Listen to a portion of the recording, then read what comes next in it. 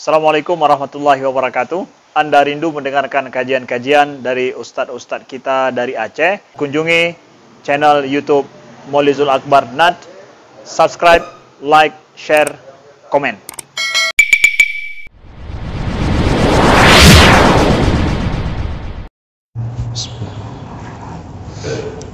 Assalamualaikum warahmatullahi wabarakatuh.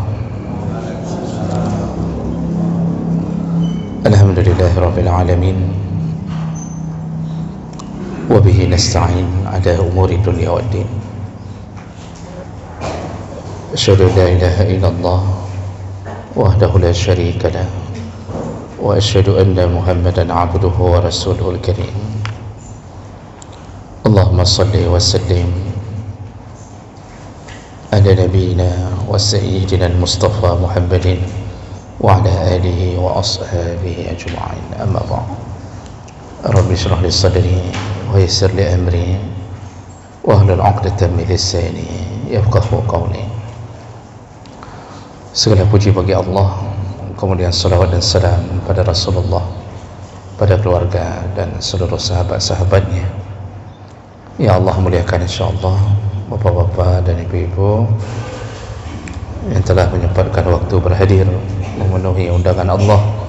Mudah-mudahan Allah balas dengan pahala yang berlimpah insyaallah. Bapak Ibu yang Allah muliakan, kita akan sambung pelajaran kita. Di pertemuan kita yang lalu kita sudah membahas tentang sunnah-sunnah di dalam salat jenazah. Dan yang disunnahkan dalam salat jenazah yaitu membaca a'udzubillah sebelum Al-Fatihah. Tidak perlu membaca doa iftitah. Jadi setelah a'udzubillah langsung bismillah untuk Al-Fatihah. Kemudian disunnahkan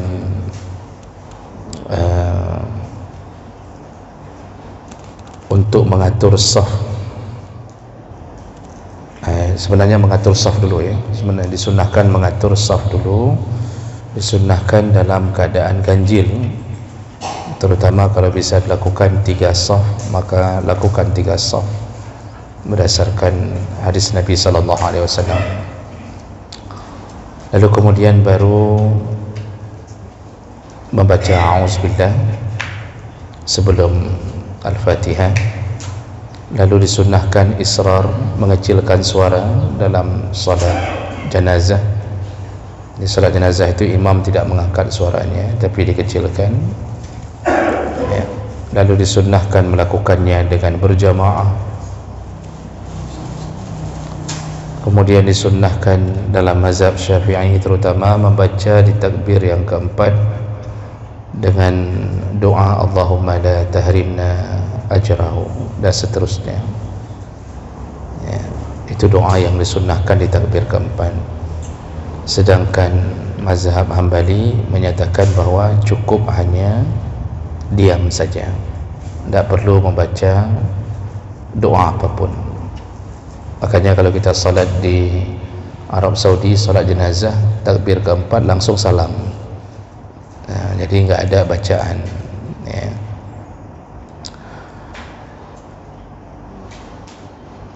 Juga tadi ada yang ketinggalan, yaitu disunnahkan mendoakan mayat dengan berbagai versi doa. Boleh Allahumma ighfir lahu warhamhu dan seterusnya. Boleh juga doa yang lain. Baik, itu perkara-perkara yang disunnahkan ketika salat jenazah. Kita lanjut. Berikutnya yaitu makan wukufil imam minal janazah. Bagaimana posisi imam ketika berdiri di hadapan jenazah. Dan para ulama mazhab yang 4 itu berbeda pandangan tentang posisi imam ketika berada di hadapan jenazah untuk disolatkan. Yang pertama, menurut mazhab Hanafi, sunnah hukumnya imam berdiri di bahagian atau setentang dengan dada mayat, baik laki-laki maupun perempuan. Jadi menurut mazhab Hanafi, sunnahnya berdiri di bahagian dada. Jadi kalau jenazah diletakkan, bahagian dada jenazah itu posisi imam di situ, baik laki-laki maupun perempuan. Alasannya li'annahu mahallul iman, karena dada itu tempat letaknya iman, ya. Dan wasyafa'ah li ajli imanihi, dan ketika kita mendoakan dengan mensolatkan jenazah untuk mendoakan imannya si jenazah agar selamat berjumpa dengan Allah Subhanahu wa taala. Dan itu juga berdasarkan hadis dari Ibnu Mas'ud. Jadi Imam Hanafi menyatakan bahawa salat jenazah itu imamnya, mau perempuan atau laki, tetap berdirinya setentang dengan dada jenazah. Itu yang pertama.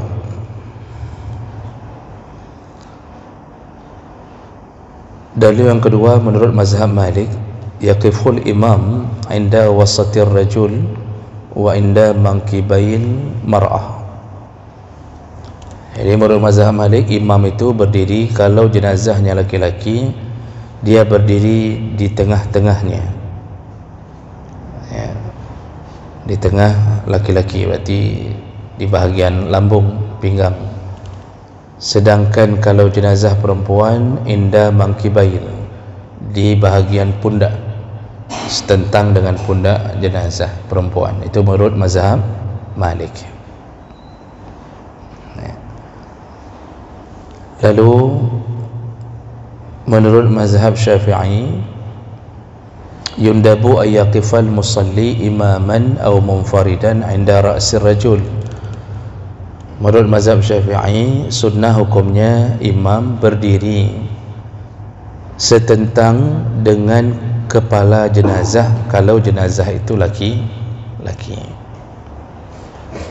Kalau jenazah itu laki-laki, jadi disuruh berdiri di sejajar dengan kepala jenazah. Sedangkan kalau perempuan, inda ajzil unsa atau aliyaha, yaitu setentang dengan pinggang si jenazah perempuan. Dan kenapa perempuan disuruh berdiri di depan, di bahagian pinggangnya? Itu al-mubalaghah fi sitril unsa, yaitu hikmahnya untuk menutup pandangan dari makmum ke bahagian tengah si perempuan. Jadi di bahagian aurat utama perempuan itu si imam berdiri sehingga menutupi pandangan. Itu hikmahnya. Nah, jadi ini imam saja yang berdiri begini, makmum ya sesuai dengan berapa saf yang dia dapatkan. Lalu menurut mazhab Hambali, jadi menurut Syafi'i, laki-laki, kalau jenazah laki-laki, imam berdiri setentang dengan kepala, lalu perempuan berdiri di tengahnya, ya, setentang dengan auratnya. Makanya biasa kita lakukan begitu kalau kita mengamalkan yang disebut oleh mazhab Syafi'i. Sedangkan menurut mazhab Hambali, yaqumul imam inda sadri rajul wa wasatil mar'ah. Mazhab Hambali beda lagi, Pak. Mereka menyatakan imam itu hendaknya berdiri kalau jenazah laki-laki di bahagian dadanya, setentang dengan dadanya. Sedangkan kalau perempuan, wa wasatil mar'ah, kalau perempuan setentang dengan pinggangnya. Nah, ini semua kenapa terjadi perbedaan? Karena ada beberapa hadis yang meriwayatkan tentang Nabi berdiri di beberapa tempat yang berbeda.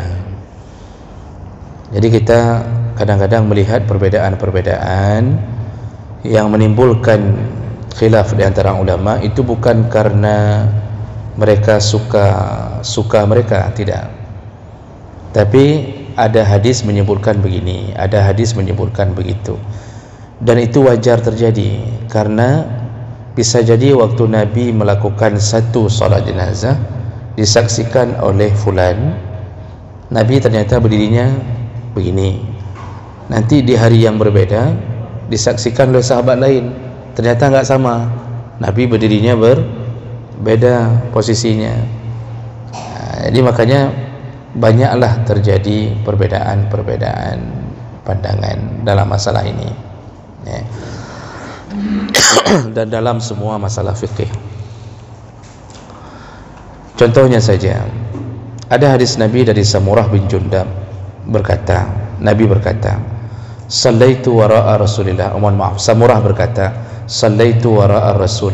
Aku salat di belakang Rasulullah sallallahu alaihi wasallam.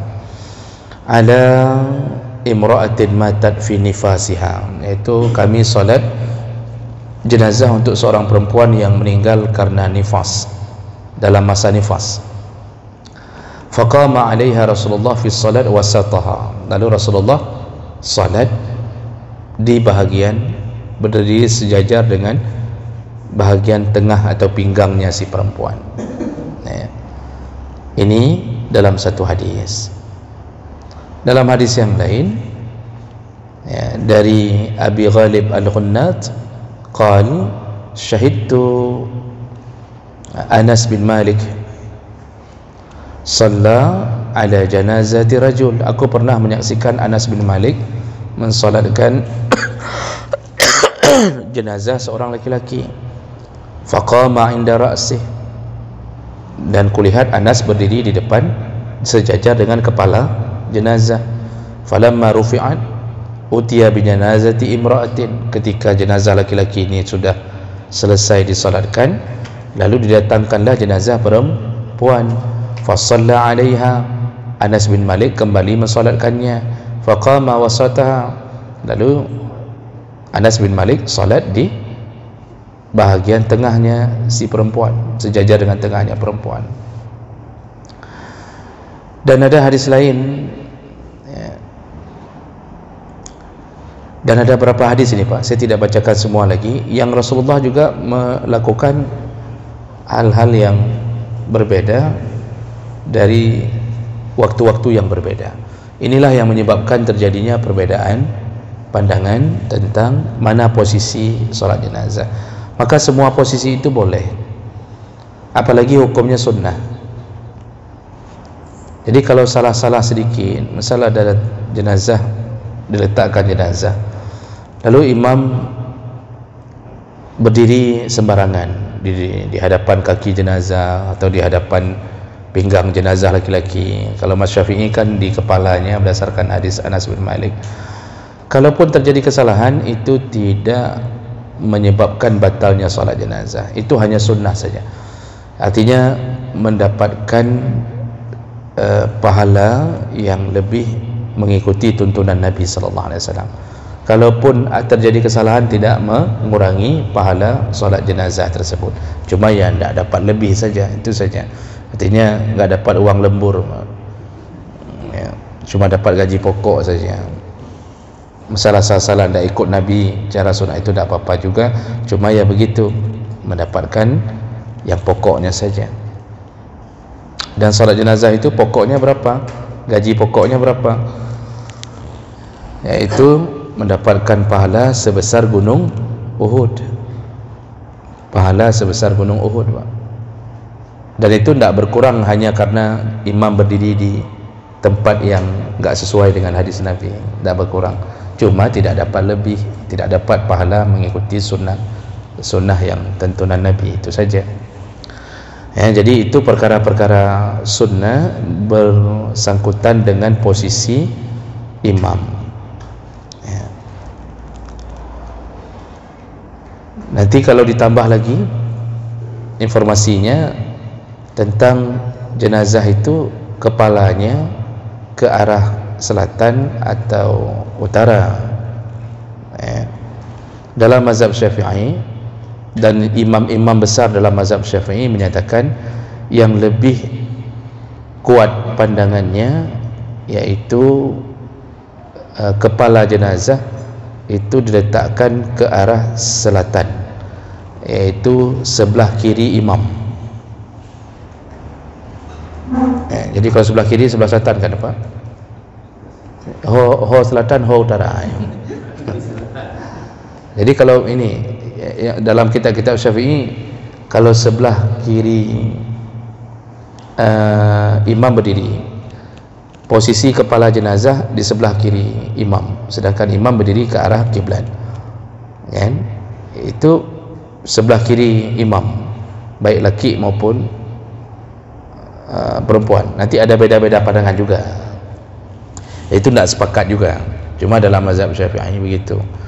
Berarti ke arah selatan, kepala jenazah ke arah selatan.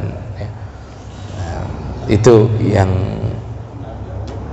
yang disunnahkan dalam mazhab Syafi'i. Begitu.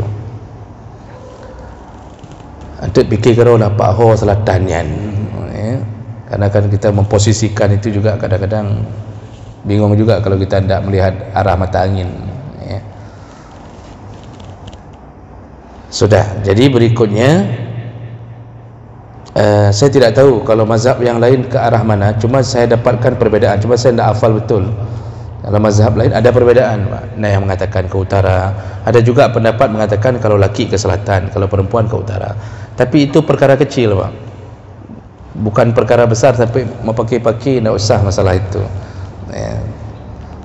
Selama ini kan kadang-kadang kita tidak terlalu pun mikir ke situ. Begitu letakkan jenazah, kadang-kadang jenazah sebelah kanan imam semua kepalanya, sebelah kanan imam kan, kadang-kadang begitu kan, tidak pun mikir. Tapi dalam kitab disebutkan, Imam Ar-Ramli menyebutkannya begitu, Imam Syarbini menyebutkan, yaitu bahwa ke arah selatan itu lebih utama meletakkan jenazah.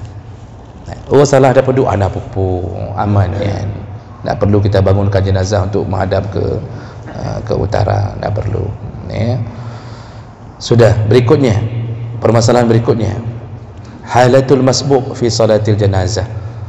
Bagaimana keadaan orang masbuk dalam solat jenazah? Kan jadi ada orang yang kadang-kadang masbuk, makanya imam di antara kebijakan imam yaitu menunggu orang selesai wudu. Itu bagus, Pak. Imam itu bagus, dia tunggu. Makanya dia tanya, sudah selesai wudu semua, supaya tidak masbuk. Karena solat jenazah ini solat yang ringan dan cepat. Kenapa solat jenazah dibuat begitu oleh Allah? Syariatnya disuruh cepat. Arti disuruh cepat, dia bukan solat yang lama, dan dia solat yang ringan. Kadang-kadang tak sampai pun 2 minit dah selesai. Ya Allahu Akbar, Allahu Akbar, Allahu Akbar, 4 kali Assalamualaikum, Assalamualaikum, 2 minit kali. Itu solat jenazah. Kenapa begitu? Apa hikmahnya? Karena bersangkut paut dengan hadis Nabi yang menyatakan disuruh percepat urusan jenazah, jangan disuruh perlambat. Maka salah satu kesilapan kita malah habis solat jenazah, Nabi suruh solat jenazah cepat berdasarkan perintah Allah. Arti cepat, jangan enggak seperti solat tarawih. Kalau sempat buat solat jenazah seperti solat tarawih, tu jenazah bangun balik dia ikut solat tarawih, ikut trip Kamelung nanti. Nah, jadi dipercepat karena Nabi menyunnahkan untuk mempercepat urusan jenazah. Disuruh percepat. Kata Nabi ada 4 perkara disuruh percepat, yaitu apabila seseorang meninggal dunia, percepatlah urusannya. Lalu kemudian perempuan yang sudah waktunya menikah, percepatlah urusannya. Kemudian hutang disuruh percepat membayarnya. Nah, itu yang dikatakan oleh Nabi SAW. Nah, jadi menghindari masbuk, imam sudah benar kebijakannya menunggu. Jadi yang sudah selesai wudhu jangan protes-protes imam. haji belayaju hana mupu nepreh. Ini orang-orang yang begini, Pak, itu tak faham bahawa jangan sampai masbuk, karena masbuk itu nanti bisa-bisa dia tak dapat solat. Karena sunnah solat jenazah itu berjamaah. Kan salah satu sunnahnya dilakukan berjamaah, walaupun boleh solat masing-masing.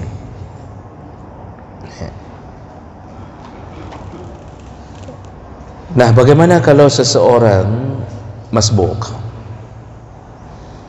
Ittafaqal fuqaha ala anna al-masbuk yuttabi' al-imam fi ma lahiqahu wa yutimmu ma fatahu.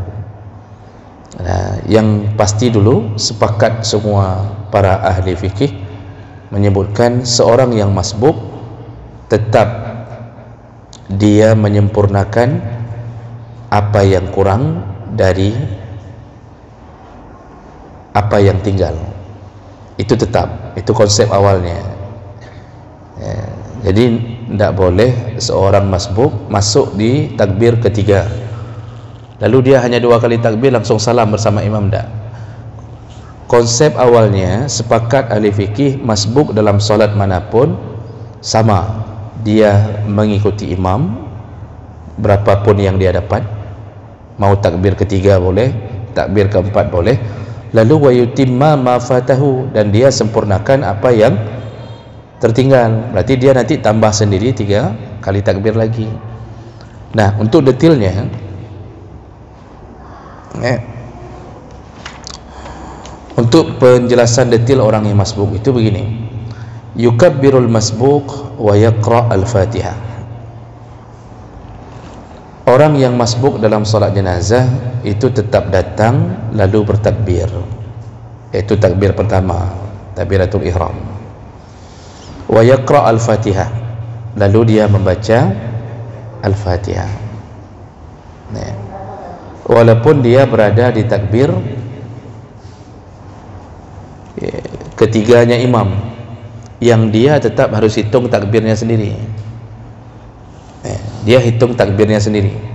Jadi begitu masuk bergabung bersama imam, misal bergabungnya di takbir keempat, yang masbuk ini tetap membaca al-Fatihah. Jadi setelah takbir baca al-Fatihah. Wa in kana al-imam fi takbiratin ukhra ghaira al-ula, walaupun imam berada di takbir yang bukan yang pertama. Jadi si masbuk enggak peduli mau si imam takbir ke berapa, dia hitung takbirnya sendiri. Jadi takbir dia baca al-Fatihah walaupun imam sudah sampai Allahumma la tahrimna ajrahu. Dah. Fa in kabbara al-imam takbiratan ukhra qabla syuru' al-ma'mum fil Fatihah, seandainya begitu dia baca al-Fatihah belum habis al-Fatihah, baru baca alhamdulillahirabbil alamin, imam sudah Allahu akbar, sudah masuk ke takbir berikutnya contohnya. Jadi misal dia masuk tadi waktu bacaan Allahumma ighfir lahu, terlambat pula dia datang, dia baca al-Fatihah sendiri, baru alhamdulillahirabbil alamin, si imam sudah masuk ke takbir yang keempat, maka kabbara ma'ahu wa saqatat al-qira'ah, si makmum tidak usah teruskan lagi al-Fatihah. Si makmum tidak usah teruskan lagi al-Fatihah, gugurlah al-Fatihahnya, kabbar ma'ahu, ikutlah segera takbir bersama imam. Wa yatahammalaha anhu, dan imamlah yang menanggung al-Fatihahnya si makmum. Jadi sama kayak kama law raka'al imam aqbu takbiratil mat, itu sama seperti solat kita yang hari-hari. Kita hari-hari kan Pak, kalau masbuk, yang disebut masbuk apa dulu? Masbuk itu ingat kembali, yaitu orang yang datang untuk solat tetapi la yasa' al-waqt lil qiraah, tidak cukup waktu untuk membaca al-Fatihah, itu disebut masbuk. Jadi masbuk itu bukan yang datang waktu imam rukuk. Karena selama ini yang terbayang yang disebut masbuk yang datang ketika imam sudah rukuk. Enggak, itu kalau salat biasa nih kita bicara dulu. Masbuk itu orang yang datang dalam salat dan dia tidak cukup waktu untuk membaca al-Fatihah. Bisa jadi ketika dia datang imamnya masih berdiri, pas dia datang imamnya Allahu Akbar. Tadi pas dia datang masih berdiri, baru dia baca Al-Fatihah sedikit sudah Allahu Akbar. Dia tidak cukup waktu untuk baca Al-Fatihah, maka itu disebut masbuk. Apa yang harus dilakukan kalau salat hari-hari? Tinggalkan Al-Fatihah itu, segera ikuti imam. Maka Al-Fatihah itu ditanggung oleh imam, yatahammalahal imam. Ini sama dengan solat jenazah. Jadi begitu kita datang, kita sedang baca Al-Fatihah, tidak cukup waktu lagi. Karena solat jenazah kalau kita sambung Al-Fatihah, nanti bisa-bisa si imam itu bisa salam itu. Karena Al-Fatihah itu kan solat jenazah itu singkat, padat. Apalagi dalam mazhab Hambali. Kalau dalam mazhab Hambali, takbir keempat cukup diam sejenak, tidak perlu baca Allahumma la tahrimna. Diam sejenak langsung. Maka salat jenazah di Mekah, Madinah kan begitu, karena mereka bermazhab Hambali. Jadi begitu takbir keempat Allahu Akbar, tiba-tiba Assalamualaikum warahmatullahi wabarakatuh. Karena dalam mazhab Hambali itu hanya berhenti sejenak, tidak perlu baca apa-apa, langsung salam. Mazhab Syafi'i yang menyunahkan membaca Allahumma la tahrimna ajrahu wa la taftinna ba'dahu dan seterusnya. Jadi kalau kita salat di belakang imam yang takbir keempat tidak baca apa-apa, sedangkan kita tadi Al-Fatihah belum habis, bisa-bisa terlewat sampai berapa kali takbir bersama imam. Nah, itu bisa batal salat kita. Makanya putuskan Al-Fatihah, ikuti takbirnya imam. Ya, Al-Fatihah itu ditanggung oleh imam. Wa iza salimal imam, ya, ketika imam salam, wajaba 'alal masbuk tadaruk baqiyat takbirat bi azkariha. Begitu dia ikut imam dia ikut terus imam. Jadi nanti waktu imam masuk ke takbir keempat, dia bacaan takbirnya ikuti takbir dia. Tadi kan dia masuk Al-Fatihah enggak habis, lalu kemudian takbir lagi mengikuti imam.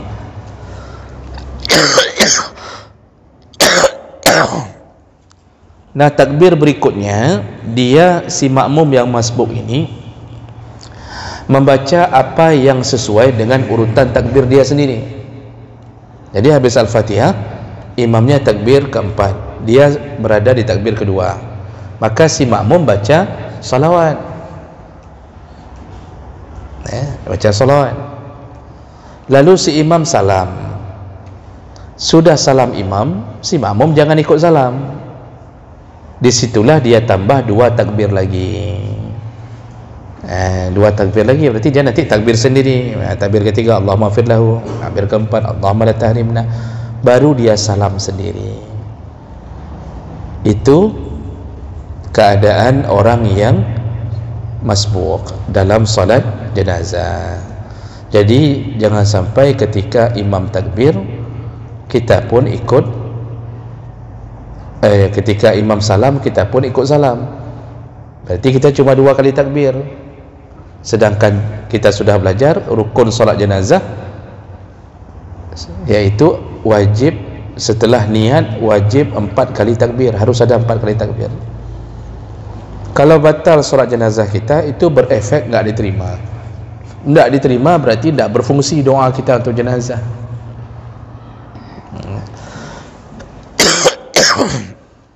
Jadi oleh karena itu Bapak Ibu yang Allah muliakan, paling bagus itu ya seperti yang disebutkan oleh para ulama, imam itu sebaiknya menunggu.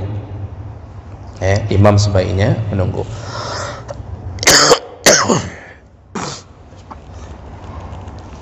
Baik. Nah, catatan sedikit. Kan tadi hikmah kenapa solat jenazah itu diringankan, supaya dipercepat urusan jenazah. Nah, sebenarnya setelah solat itu enggak ada urusan lain itu. Setelah solat langsung angkat jenazah bawa. Tapi kita hari ini menambahinya dengan tausiah. Kan begitu. Yang jadi masalah di mana? Kalau tausiahnya singkat, tidak mengapa.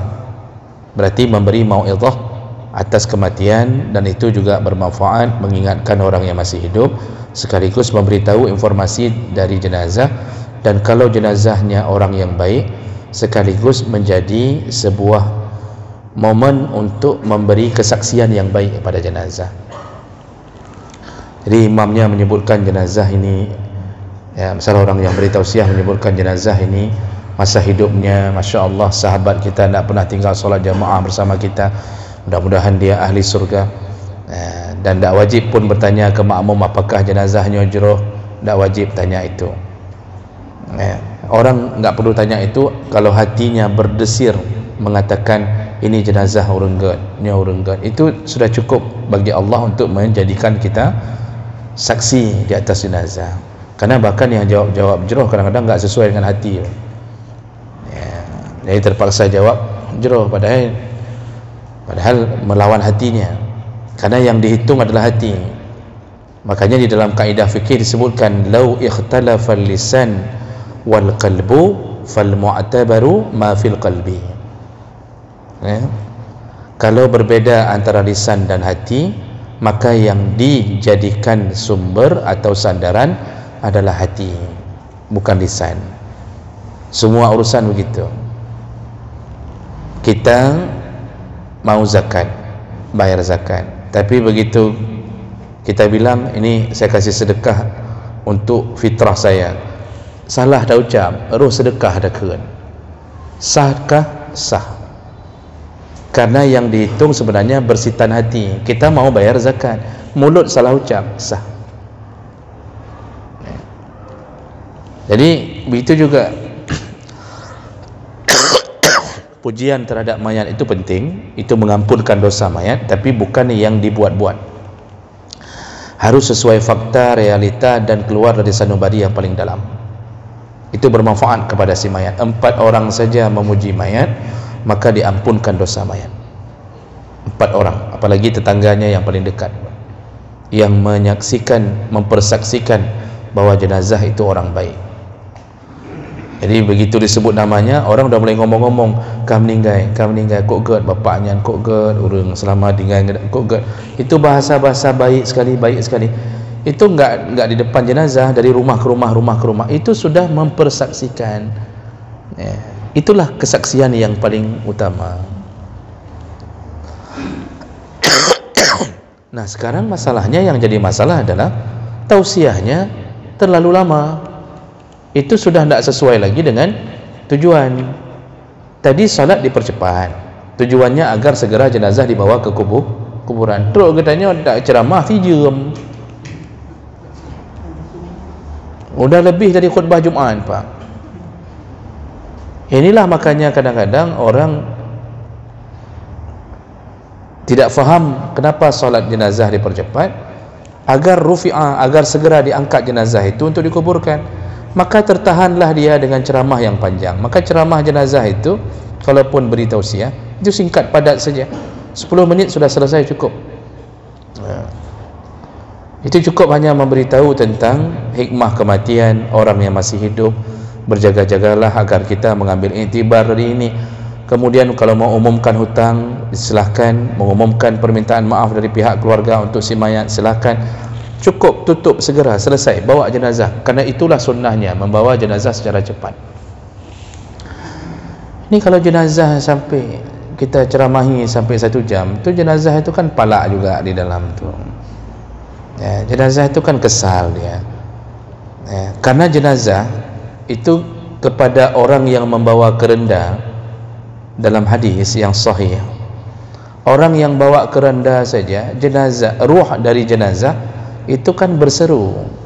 Nabi yang bilang. Jadi ketika kerenda diletakkan ala a'naqihim, di atas pundak-pundak orang yang membawa jenazah, jenazah bilang apa? Bukan jenazah, ruh jenazah bilang apa? Qaddimuni, percepatlah aku. Jadi dia masih ada, Mak. Dia masih ada. Dia mau istirahat, jangan diperlambat lagi.